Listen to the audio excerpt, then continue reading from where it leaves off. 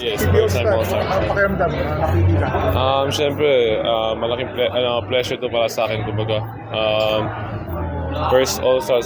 So yeah, sobrang excited din. And siyempre, parang special tong All-Star to kasi kasama ko din yung apat ko na teammates. Si Calvin, si Alex, si Juan, si Balti. So yeah, sobrang excited for this PBA All-Star.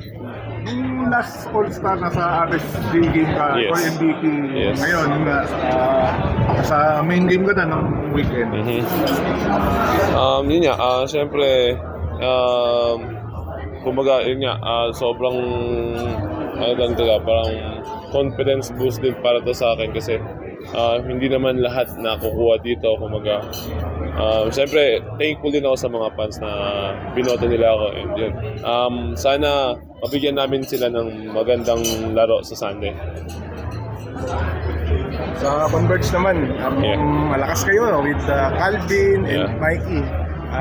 Ano lang masasabi mo sa team nyo ngayon? Yeah, on paper, kumbaga, to contender, pero yun nga, sana mag-gel talaga. Pero tinatrabaho naman namin everyday, especially kakarating lang din ni Mikey, so kailangan pa naming mas pagigihan yung kumbaga yung bonding namin kasi nga yun nga, new team pa rin kami, kumbaga ngayon pa lang kami nabuo eh. So yun, working process pa rin naman yung team namin. Si Calvin, medyo matagal-tagal nyo na nakasama, so Yes. ano lang masasabi mo kay Calvin? Ako, hands-on ako kay Kuya Calvin kasi on and off the court, leader siya sa team namin. Kumbaga, kahit, and then yung intensity niya talagang, kumbaga, madadamay ka sa intensity niya. So, yun, good thing for our team. Kaya, yeah, sobrang excited din kami na makalaro and syempre makasama sa court si Kuya Calvin. Kamusta naman si Mikey nung team building ninyo at anong nakikita nyo sa nakita mo during the team building? Kamusta naman siya sa inyo? He's a good guy, yun nga, nonchalant. Pero nakikisama siya sa amin, kaya kumbaga if ikaw first time mo siya makakasama, syempre mauna, parang like syempre two-time finals MVP, pero down to earth siya and yun, willing siya makisama sa lahat ng teammate niya, so good thing for us. Mukhang yung banding nyo, mukhang okay. I mean, Yeah. sa team kasi Yeah. may nakita ka kami yung Hepe Corey nyo kanina. Yeah, especially the import, yung Ay, import si Kai is sobrang bait and yun nga, team player siya, so yun din, isa rin sa pinakamagandang nakuha namin this upcoming conference is yung import namin na ready siyang mag-risk kung ano or ready siyang mag-sacrifice para sa team namin. Parang triple tower na kayo eh. Wala ka ba nakikita problema doon na parang puro kayo malalaki na tatlo na yun nga, medyo wala ka nakikita problema doon? Ngayon naman wala naman.